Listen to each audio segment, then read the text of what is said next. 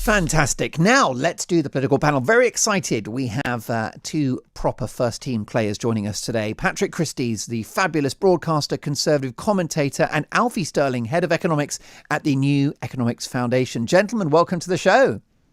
Hi there. Alfie, let's start with you. You are head of economics at the New Economics Foundation. You're all about the bottom line. Is there any economic argument for an independent Scotland? Well, I think actually in the end, economics doesn't boil down to a single bottom line. It's always about what you want from your economy. You can't always answer that with kind of objective, quantifiable analysis. So really, inevitably, this question becomes, unfortunately, one about values and the type of country you want to live in and the type of democracy and constitution you want. So it's hard to solve that question from an economic. But Alfie, do you mean you might want to live in a country where borrowing costs are higher and where GDP is lower, unemployment is higher, and the national debt is colossal? I think that there are economic risks for breaking apart unions.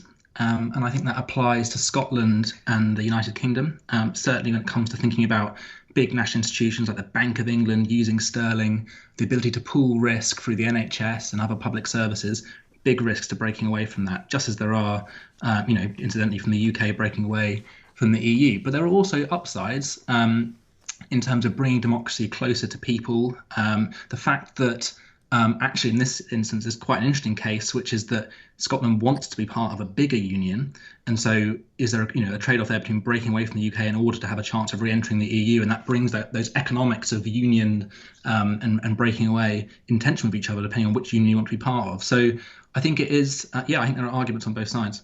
Now, Alfie, I don't want to make you the SNP's unofficial economics spokesperson, but you, once again, with your economics hat on, the borrowing power of a union of four nations has to be more powerful and therefore cheaper for its citizens than individual smaller nations looking to sell government bonds. No, that's absolutely true. There's no doubt about that. And actually, at the moment, the UK is in an incredibly strong position for borrowing. It can borrow to the markets at negative interest rates. Institutional investors like pension funds, insurance funds, they actually pay the UK government to borrow from them because such are the risks elsewhere in the economy. They stand to lose their money if they put their investments on riskier bets. So that's absolutely true. And actually, I think that's a really important macroeconomic argument, which is less perhaps crucial to the question of independence, but more just generally about using that strength, the ability for the state to intervene to mitigate crises like COVID. But as I said before, I don't think you can purely answer a question of independence, of constitutional change, purely through the economic bottom line. I'm also a bit worried, Alfie, about democracy in Scotland, because I think the huge power of the SNP is not so much because everyone in Scotland wants independence, but because Labour dropped the ball and Scotland is now a sort of either a semi-democracy or a semi-dictatorship, depending on which way you look at it.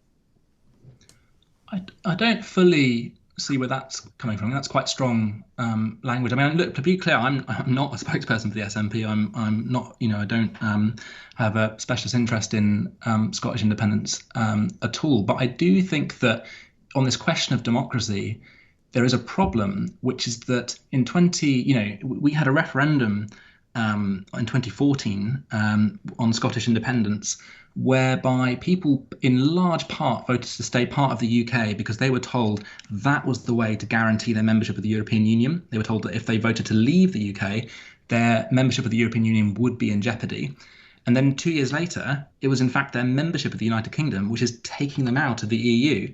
So I think if there's if we're going to point our finger at one problem with democracy, and of course I think there are multiple problems with democracy all the time. I'm not saying democracy is perfect, but if you're going to point your finger at the biggest problem, it's probably that. It's that they had to vote. They voted on something, not knowing that 2 years later it would be utterly wrong. Alfie Stirling, Boris Johnson's been Prime Minister for a year. Should we send him a bottle of bubbly? Well, I just want to pick up on the point Patrick was saying there, because Sure. because actually, the economics, if you look purely at the bottom line, to use your phrase, clearly against the UK leaving the European Union. So when Patrick points out the bottom line being a a clear reason for Scotland not leaving, then that absolutely applies to the European Union as well. Clearly, there are more important things than the economic bottom line, as we've learned over the last few years. But Well, I think yes, that alone, I hear what you're saying, Alfie. I love my favourite Brexiteers, and I voted to remain 100%, accept the result now, get Brexit done. But I love my favourite Brexiteers are the ones who are basically honest and say they can live with a little bit of economic suffering temporarily in order to deliver what Brexit is supposed to look like. We spoke to Sir John Redwood earlier, and he said, yes, it might be a bit of a bumpy departure if there's no deal by the end of the year, but we will survive because in the end, businesses are desperate to trade with each other, especially at the tail end of a pandemic. yeah, and I think that's right. I think my problem is probably more that the people that seem most willing and up for sacrificing, prosperity are those that actually stand least stand are least likely to be least affected by Brexit. So John Redwood is, extremely wealthy, and he'll continue to be extremely wealthy whether the UK is independent or not. The people that will be most affected are those whose living standards will change as our currency changes, whose jobs will be lost as regulations change and it becomes harder to export. So actually, absolutely fine, I think, for people to say and be transparent about that judgment. The issue, of course, is if it's actually not on behalf of themselves where the sacrifice is being made. Well, definitely. And of course, ditto for the Scottish nationalist movement. Now, Alfie, your verdict on a year of Boris. How long have you got? Well, I was almost speechless there. I mean, I think it's been ludicrously harmful for this country. I think the last... Do you mean his leadership or COVID-19 and the pandemic? No, his leadership in response to that, I think, particularly in response to the COVID-19 pandemic. I think the decisions made by this government have cost tens of thousands of lives. And we know that because we can compare the performance of the UK to other countries that had similar information at similar times, like Denmark, like Germany.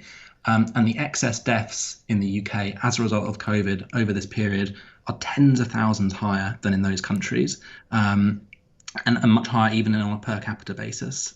Is that down to government policy or flaky scientists? Let's not forget Neil Ferguson, who said we were going to have a death toll of 500,000 people. And what about Sweden? An inconvenient truth, they didn't lock down at all. Well, so Neil Ferguson's intervention was actually what brought about the lockdown. So more's the pity.